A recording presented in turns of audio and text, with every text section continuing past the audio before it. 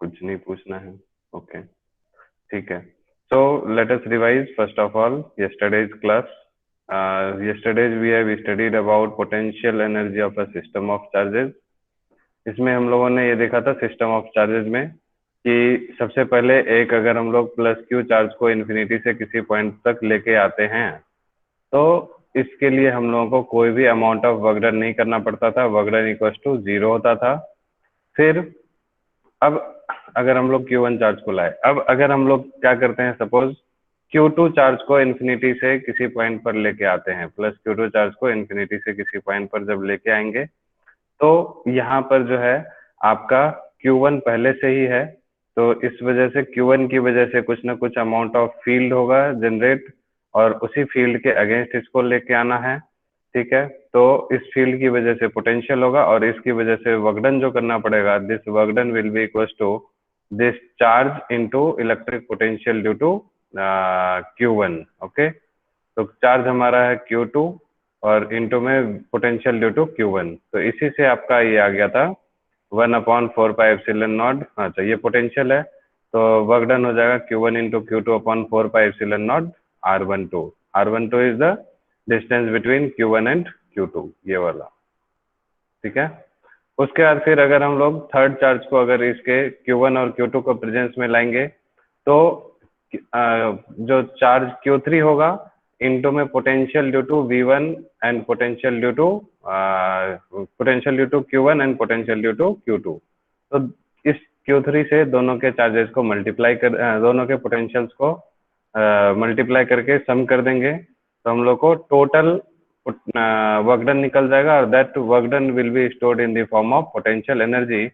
तो the system of three charges के लिए जो टोटल पोटेंशियल एनर्जी है that is 1/4πε0 Q1 Q2 upon R12, Q1 Q3 upon R13 और Q2 Q3 upon R23। Okay, clear है यहाँ तक? एनी प्रॉब्लम किसी को? कोई प्रॉब्लम? नो। ठीक है, तो एक चीज आप लोगों को ध्यान में रखना है इसके लिए, है ना, कितने टोटल वर्क डन होंगे। ठीक है, इसके लिए एक फॉर्मूला होता है, मैथमेटिकल फॉर्मूला, जिसको हम लोग कॉम्बिनेशन पढ़ते हैं, कॉम्बिनेशन बोलते हैं। जो मैथ्स वाले बच्चे हैं उनको मालूम होगा। ठीक है, कॉम्बिनेशन में जैसे हम लोग क्या करते हैं, तीन three system of three charges है तो उसमें 3C2 लेते हैं। 3C2 मतलब selection of two charges out of three charges. तो 3C2 का फॉर्मूला होता है 3 × 2 अपॉन में 1 × 2, तो 2 और 2 कैंसिल हो गया, यानी कि तीन टोटल वर्क डन होंगे। ठीक है, तो अब देखिए एक वर्क डन हो गया कौन सा, ये वाला Q1 Q2 अपॉन 4πε0 R12। दूसरा वर्क डन हो गया कौन सा, ये वाला, कहाँ गया ये, और तीसरा वर्क डन हो गया इसके साथ इसको, तीन वर्क डन। अगर चार चार्जेस थे, ये वाला एग्जांपल हम लोगों ने कल देखा था, चार चार्जेस थे तो इसमें चार चार्जेस है तो चार के साथ हम लोग हमेशा दो को ही सिलेक्ट कर सकते हैं चार में से। 4C2, तो इसके लिए हम लोग क्या करेंगे, 4 × 3, ये शॉर्टकट होता है, मैथ वाले बच्चे इसका फॉर्मूला भी जानते होंगे, factorial 4 divided by factorial 2 × 4 - 2 factorial factorial 2। ठीक है, बट शॉर्टकट इसका क्या है, 4 × 3 डिवाइडेड बाई 1 × 2। ठीक है, तो 2 से इसको हम लोग कैंसिल करेंगे तो ये हो जाएगा 2, तो 3 × 2 = 6, यानी इसमें टोटल 6 वर्क डन होंगे। ठीक है, 6 वर्क डन होंगे। कैसे, एक तो पहले इसको लाए, उसके लिए हमारा कितना होगा, कोई भी वर्क डन नहीं। ठीक है, दूसरा इसको लाएंगे इसके प्रेजेंस में। ठीक है, समझ आ रही है बात? तो एक हो गया यहाँ से। ठीक, फिर इसको जब लाएंगे तो किसके प्रेजेंस में लाएंगे, इसको लाने के लिए इसके और इसके प्रेजेंस में, तो दो यहाँ से हो गया। ठीक है, समझ आ रही है बात? फिर जब इसको लाएंगे तो इसको इसके प्रेजेंस में, इसको इसके प्रेजेंस में, इसको इसके प्रेजेंस में, यानी कि तीन वर्क डन हुआ। ठीक है, तो आप देखिए टोटल कितना हो गया, 3 2 5 1 6। एग्रीड? समझ आ रहा है सबको क्या बोल रहा हूँ मैं? Yes sir. यस ठीक सर। है, तो ये एक शॉर्टकट है, मतलब आपको ये जानना है कि टोटल कितने वर्क डन होंगे। अगर मान लीजिए पेंटागन रहता या हेक्सागन रहता, तो पेंटागन के लिए क्या करते हैं हम लोग, 5C2 करते हैं। ठीक है, ये एक्चुअली मैं आपको एक्स्ट्रा बातें बता रहा हूँ जो 12th के सिलेबस में नहीं है और जनरली किसी बुक में भी नहीं रहता है ये सब, ठीक है। 5C2 के लिए हम लोग क्या करेंगे, 5 × 4 करेंगे, है ना, मतलब नीचे उतर जाना है, यहाँ पर जितना रहता है ना उतना ही बार हम नीचे उतरते हैं। 5, अगर 5C3 रहता तो 5 × 4 × 3 तक जाते हैं, 3 बार नीचे उतरते हैं। अपॉन में 2 है तो 1 से स्टार्ट करके 2 है तो 2 तक जाएंगे, 3 रहता तो 3 तक जाते। तो ये हो गया कितना, 5 × 2 = 10। यानी अगर पेंटागन रहेगा तो टोटल 10 वर्क डन होंगे, उन सबको प्लस करके टोटल पोटेंशियल एनर्जी निकलेगी। उसी तरह से 6 रहेगा तो 6 × 5 ÷ 1 × 2, यानी कि टोटल इसका जो वैल्यू आएगा 15 वर्क डन को प्लस करना पड़ता है, ठीक है। तो ये थोड़ा सा ज्यादा हो जाता है, इसलिए उसको हम लोग ऐसे क्वेश्चन जनरली नहीं पूछे जाते, क्योंकि 10 वर्क डन को प्लस करना बहुत बड़ी चीज हो जाती है। इसलिए क्लास 12th के सिलेबस में हम लोग 4 वर्क डन तक ही मतलब 4 सिस्टम ऑफ 4 चार्जेस तक वाला ही क्वेश्चन आता है। और प्रीवियस ईयर्स के क्वेश्चन में आप देखेंगे ये सब इस टाइप के क्वेश्चन बहुत बार पूछे हुए हैं, सीबीएसई का ये सब फेवरेट क्वेश्चन होता है, ठीक है। इसके ऊपर में 5 मार्क्स का न्यूमेरिकल आता है इस क्वेश्चन के ऊपर। आप प्रीवियस ईयर्स की जब क्वेश्चन उल्टा के देखेंगे तो आपको मिलेगा इस टॉपिक पे 5 मार्क्स क्वेश्चन, ठीक है। So this topic is very very important, that's why we will discuss so many questions based on this, including previous year's questions and other competitive examinations. So we will see questions on this later on. But first of all, we complete the topic potential energy. इसमें अभी और 3 topic बचा हुआ है, उसको आज हम लोग कोशिश करते हैं खत्म करने का। उसके बाद पूरा पोटेंशियल एनर्जी कंप्लीट हो जाएगा टॉपिक, उसके बाद इसके ऊपर आराम से क्वेश्चन करेंगे, ठीक है। अभी 2 दिन कम से कम इसी के ऊपर क्वेश्चन करना। तो पोटेंशियल एनर्जी, अब हम लोगों ने जो पढ़ा था वो पढ़ा था potential energy due to system of 2 charges 3 charges, ठीक है। और उसमें इंटरनल था। किसी की माइक ऑफ है, ऑन है, वो ऑफ कर पप्पू लीजिए। भैया बोली, पप्पू नहीं बोली। माइक किसका ऑन है, माइक ऑफ कर लीजिए, ठीक है। तो अब हम लोग इसमें देखने जा रहे हैं potential energy in an external field, ठीक है। अभी तक जो भी हम लोग पढ़ रहे थे potential energy due to system of charges, single charge, double charge, triple charge, वो उसमें एक्सटर्नली हम लोग कोई भी फील्ड अप्लाई नहीं कर रहे थे, ठीक है। कोई भी हम लोग अलग से फील्ड नहीं अप्लाई कर रहे थे, बस चार्ज को इन्फिनिटी से उठा के ला रहे थे, ठीक है। और उससे हम लोग वर्क डन निकालते थे और वही हमारा पोटेंशियल एनर्जी में कन्वर्ट हो जाता था, मतलब स्टोर हो जाता था, ठीक है।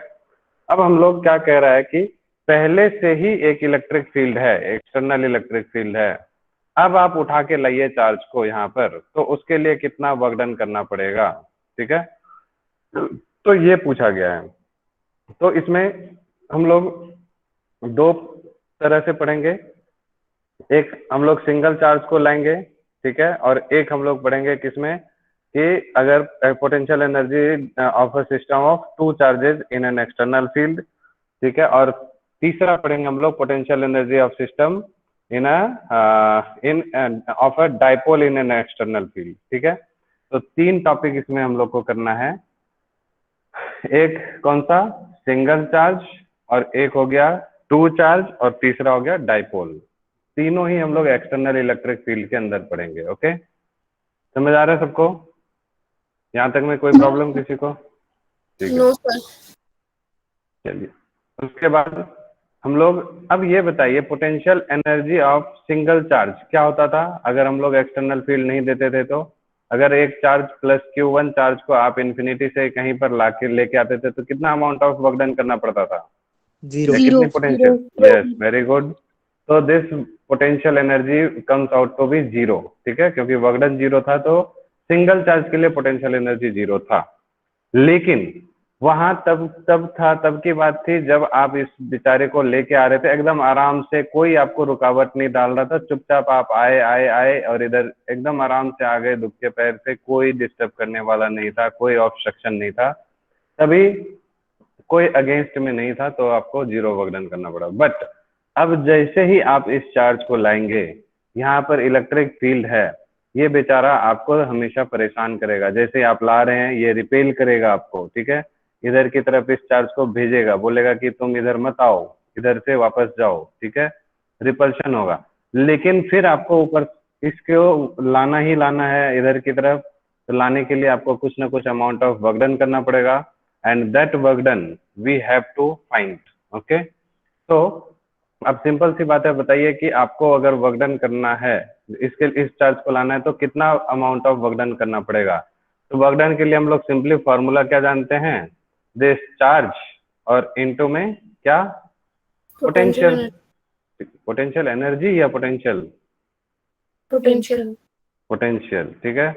तो यहाँ पे हम लोग को ये चार्ज इनटू पोटेंशियल कर देना है, सिंपल सी बात है। तो हम लोग इसके लिए इसके इसमें यहाँ से यहाँ तक में बहुत सारी बातें लिखी हुई है, इसमें बहुत सारी बातें अनइम्पोर्टेंट भी है और बहुत सारी बातें इंपॉर्टेंट भी है। तो आप इसको आराम से पढ़िएगा, समझ में आ गया तो अच्छी बात है, नहीं समझ में आया तो भी कोई बात नहीं है। तो मेनली आपको ये ध्यान रखना है, potential energy of charge Q at R in an external field is Q into V, है ना, where V is the external potential at point R, ठीक है। मीन्स अगर आप इस इलेक्ट्रिक फील्ड के अंदर, ठीक, प्लस Q चार्ज को इंफिनिटी से किसी पॉइंट तक लेके आ रहे हैं, suppose this is your infinity, suppose this is the infinity, यहाँ से आप लोग क्या कर रहे हैं, प्लस Q चार्ज को उठा के लेके आ रहे हैं। ओके, कहाँ पर लेके आए, यहाँ पर लेके आए, electric field, external electric field के अंदर में लेके आ गए, ठीक है। तो जो वर्क डन करना पड़ेगा वही पोटेंशियल एनर्जी होगी। तो पोटेंशियल एनर्जी या work done will be equal to this charge Q into this potential V, where is what is this V, potential energy, sorry, electric potential या electrostatic potential at any point, यानी ये जो point है, इस point पर इस electric field की वजह से कितना पोटेंशियल होगा वो हम लोग निकालेंगे, और निकालने के बाद जो भी वैल्यू आएगी उसको 4 से मल्टीप्लाई कर देंगे, that will give you the potential energy. Okay, तो आपको समझ में आ गया कि potential energy of single charge in, simply अगर पूछेगा potential energy of single charge तो क्या बोलेंगे, क्या बोलेंगे, Q into अरे potential energy of single charge पूछेगा तो कितना बोलेंगे, 0 बोलेंगे या Q इंटू वी बोलेंगे, 0 0 बोलेंगे।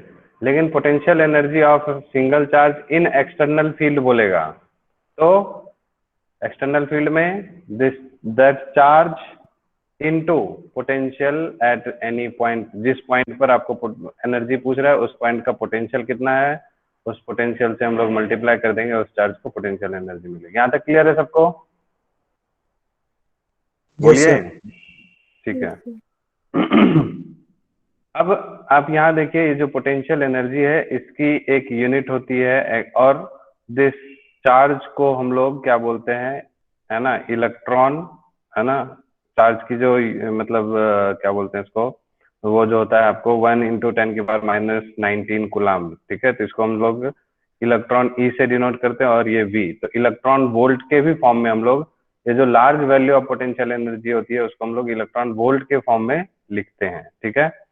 सो 1 electron volt is equal to क्या हो जाएगा, ठीक है, 1 इलेक्ट्रॉन वोल्ट की वैल्यू कितनी होगी, तो 1 इलेक्ट्रॉन मतलब ये हो गया चार्ज कितना, 1.6 इंटू 10⁻⁻⁹, और वोल्टेज की जगह पे हम लोग 1 वोल्ट रखेंगे, तो इतना ये 1.6 इंटू 10⁻⁹ जूल बन जाएगा। 1 इलेक्ट्रॉन वोल्ट की एसआई यूनिट में वैल्यू कितनी हो जाएगी, इतनी, ठीक है, समझ गए।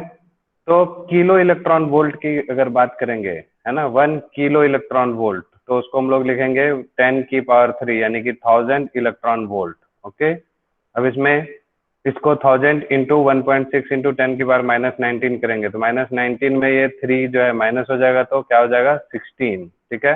तो 1 kilo electron volt equals to 1.6 into 10 की पावर -16 जूल।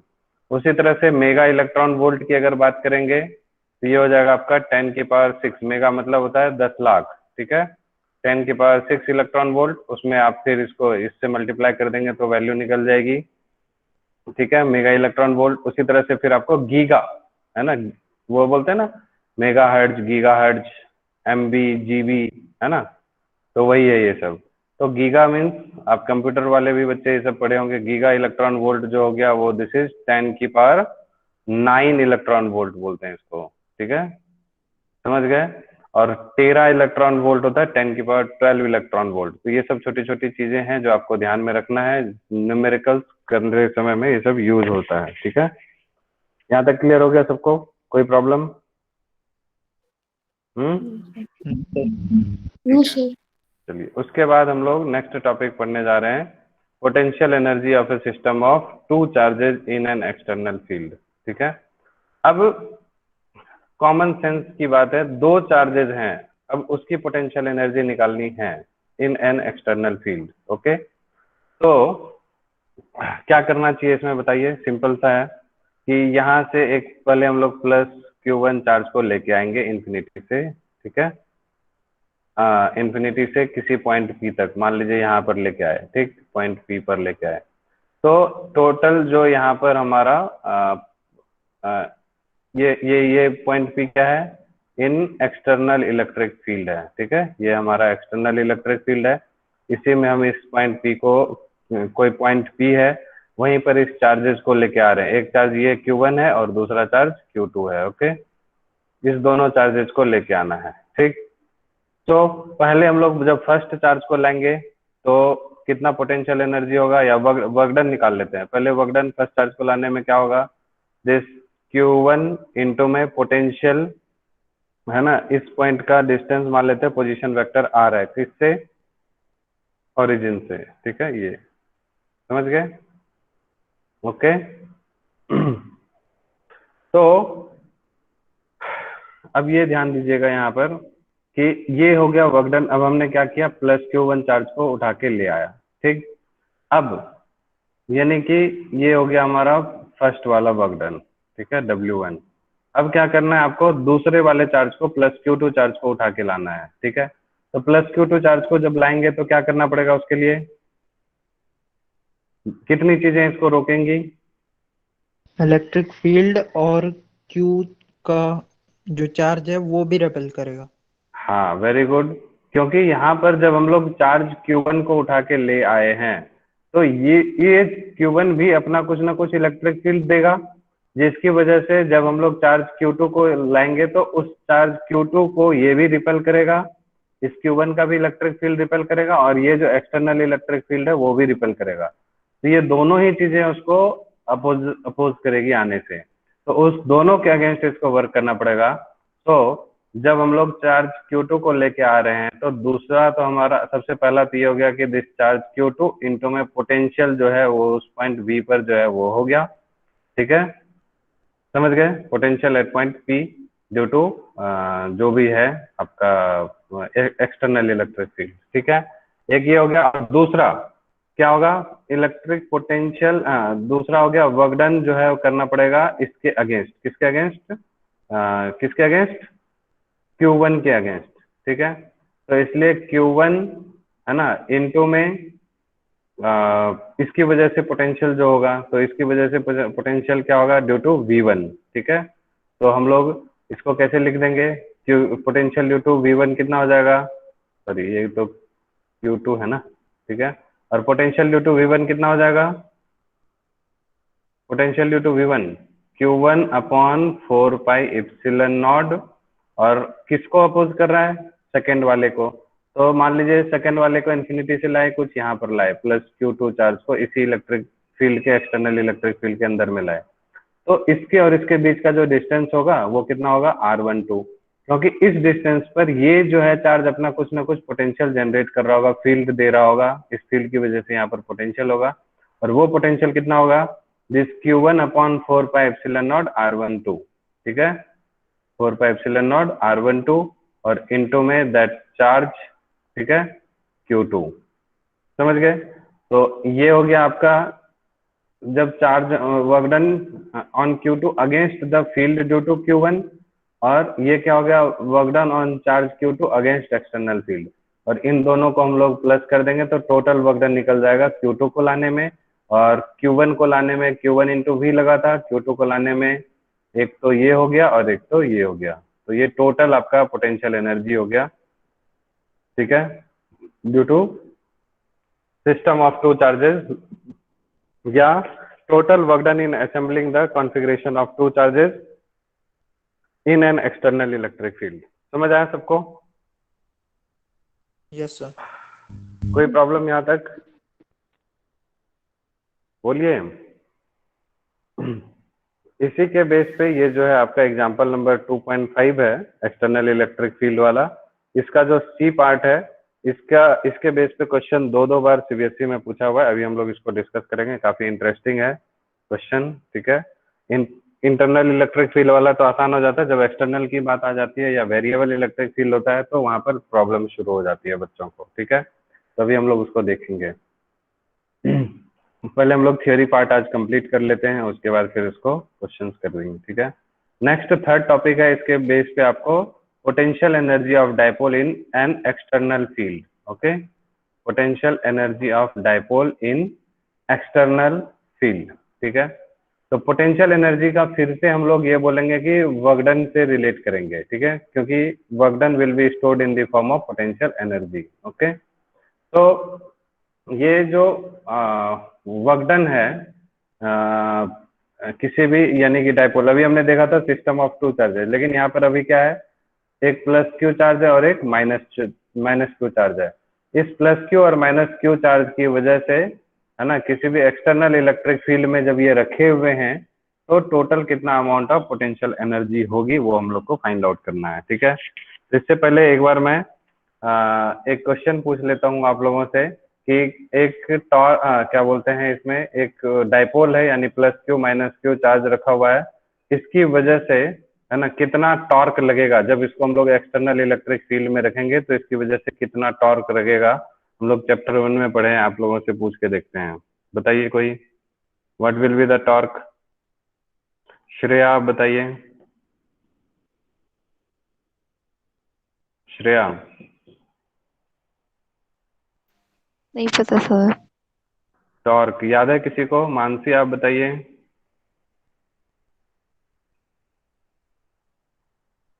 मानसी नहीं पता सर।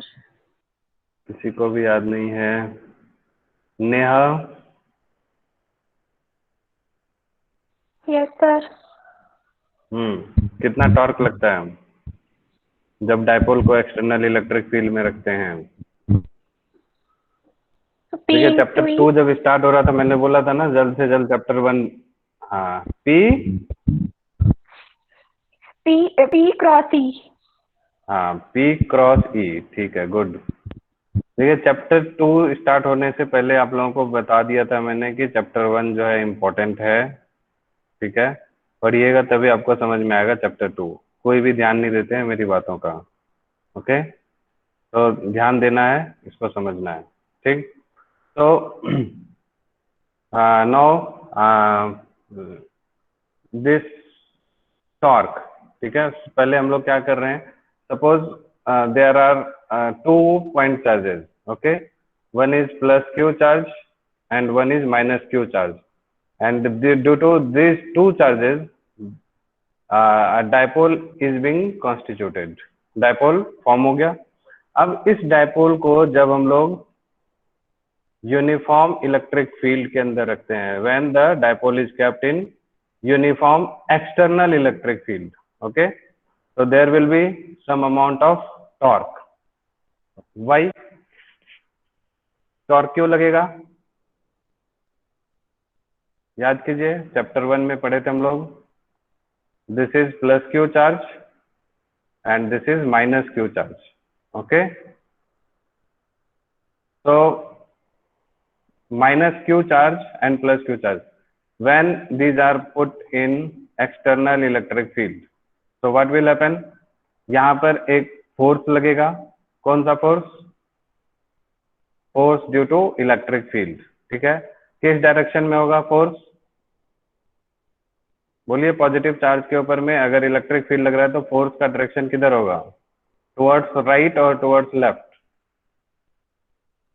टुवर्ड्स राइट या towards left? Means in the direction of electric field और away from the direction of electric field? Left. Away from. Away from the electric field. आप लोग revise ही नहीं करते हैं। प्लस क्यू चार्ज अगर है तो फोर्स जो होता है, कल इधर भी 2-3 दिन पहले बताया हूं मैं, अगर सपोज कहीं पे प्लस क्यू चार्ज है, ठीक है, तो इसके ऊपर जो इलेक्ट्रिक फील्ड अगर इस डायरेक्शन में है, तो then force will be in the direction of electric field. Okay, if there is minus charge, then the force will be opposite to the direction of electric field। ये ध्यान में रखना आपको, ठीक है। प्लस चार्ज रहेगा तो इलेक्ट्रिक फील्ड के ही डायरेक्शन में फोर्स लगेगा, माइनस चार्ज रहेगा तो opposite to the direction of electric field लगेगा, ठीक है, फोर्स। Got it? क्लियर है सबको? Yes, sir. Okay, now let us see, there are two charges again, positive and negative. तो यहाँ पर इलेक्ट्रिक फील्ड का डायरेक्शन किधर होगा?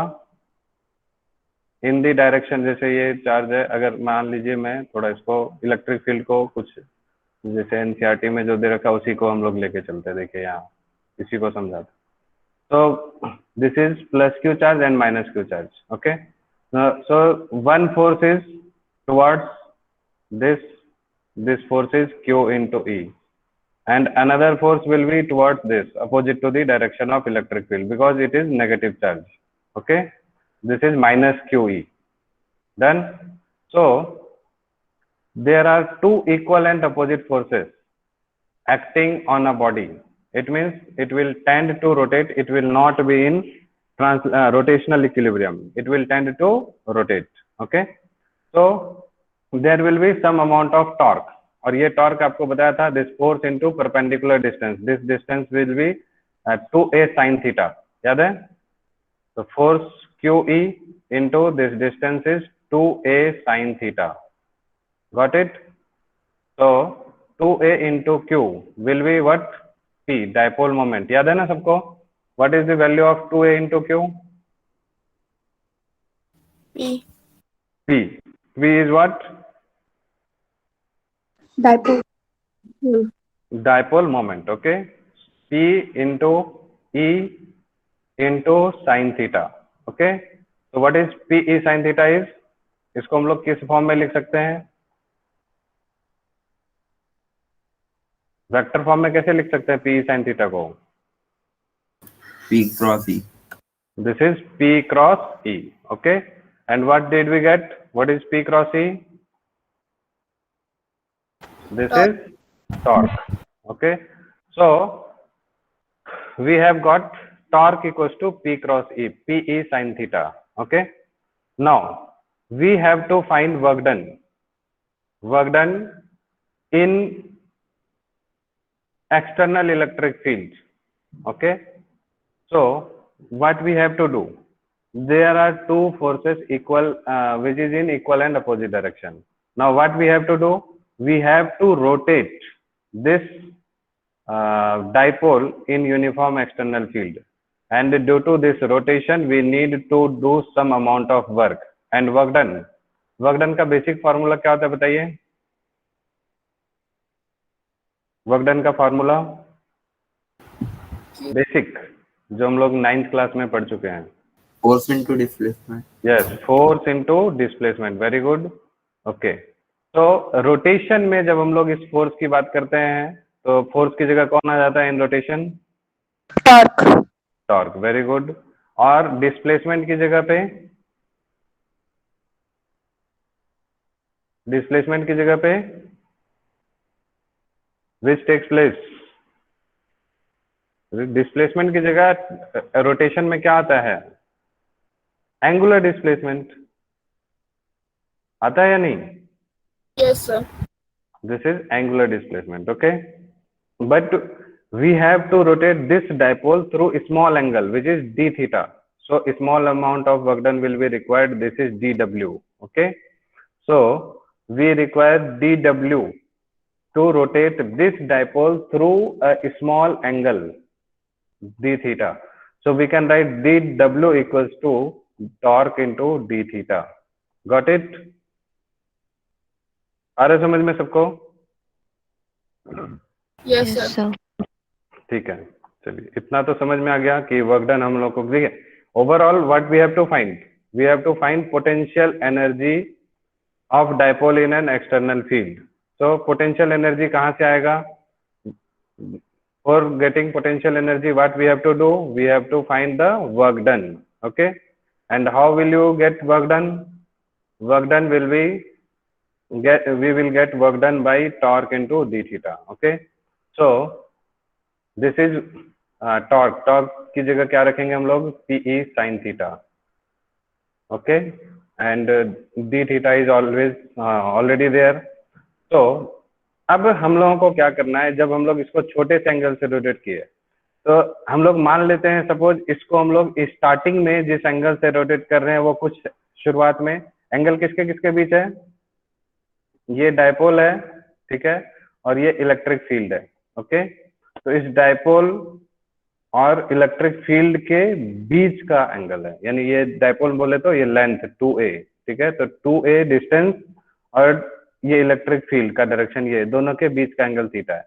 तो इस थीटा को हम लोग शुरुआत में मान लेते हैं कि ये initially this dipole is kept at angle theta not and finally it is at theta 1 angle when it has been rotated. Okay, so we see that this work done is dw when we have rotated through d theta.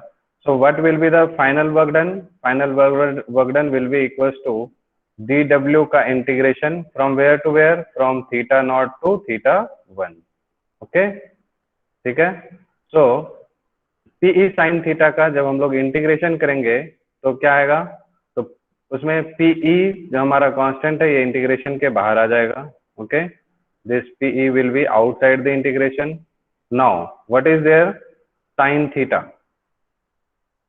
sin theta d theta कहाँ से कहाँ तक? Theta 1 से sorry theta not से theta 1 तक. Okay, ठीक है. चलिए अब बताइए sin थीटा का इंटीग्रेशन क्या होता है? What is integration of sin theta? 1 cos और कोई? साइन का integration sine theta. What is integration of sine theta? और कोई बताइए? आर्यन ने तो बता ही दिया. गीतिका? Yes sir. साइन थीटा का इंटीग्रेशन बताइए. Ayushi? Minus cos theta. Yes, minus cos theta. Good, ठीक है. Sine theta integration of sine theta is minus cos theta. Okay, and minus cos theta from कहाँ से कहाँ तक? थीटा नॉट से लेके कहाँ तक? थीटा 1 तक. Okay, so how will you write this? This is minus को हम लोग बाहर रख देते हैं. This is minus PE. Okay, and पहले हम लोग क्या करते हैं? Upper limit minus PE cos theta 1 minus cos theta not. Got it? Okay, तो अब यहाँ पर एक बात आती है as a natural choice. What is natural choice? हम लोग इसको थोड़ा सा जल्दी आज खत्म कर देते हैं क्योंकि टाइम हो गया. सो इसमें आपको बस समझा दे रहा हूँ, इतना ध्यान में रखिए. नेचुरल चॉइस ये कहता है कि शुरुआत में ये कुछ एंगल था, ठीक है, इनिशियल थीटा नॉट जो है वो π/2 है. शुरुआत में ये कितने एंगल पे है? 90 डिग्री पे है, और 90 डिग्री से उसको रोटेट करके हम किसी दूसरे एंगल पर लेके गए. ठीक है, तो यहाँ पर हम लोग थीटा नॉट को क्या रख दें? 90 डिग्री. ओके, तो cos 90 कितना हो जाता है?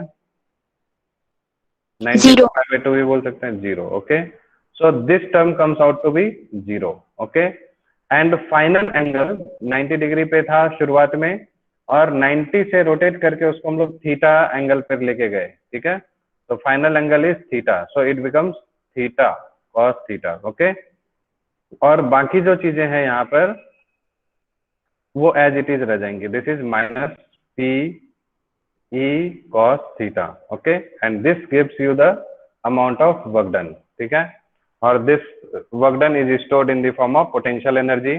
So what happens? The final potential energy is equals to minus PE cos theta. Got it? Minus P cos theta. यहाँ तक समझ आ रहा है सबको? बोलिए। हाँ, तो Yes, हम लोग इसको वेक्टर फॉर्म में कैसे लिख सकते हैं? माइनस कॉस थीटा किस में आता है, डॉट में या क्रॉस में? डॉट में या क्रॉस में? डॉट में। Dot. So we will write it as minus u equals to minus p dot e. So potential energy of dipole in an external field is equals to minus p dot e. Very very important formula for board examination as well as competitive examination also. Okay. So torque आपको ध्यान में रखना है, torque equals to p cross e. Okay. And potential energy is p dot e. And उसके साथ minus sign भी आता है। इसके बारे में हम लोग इसके कुछ स्पेशल केसेस हैं, we will see in the next class. Okay, thank you, you may go now.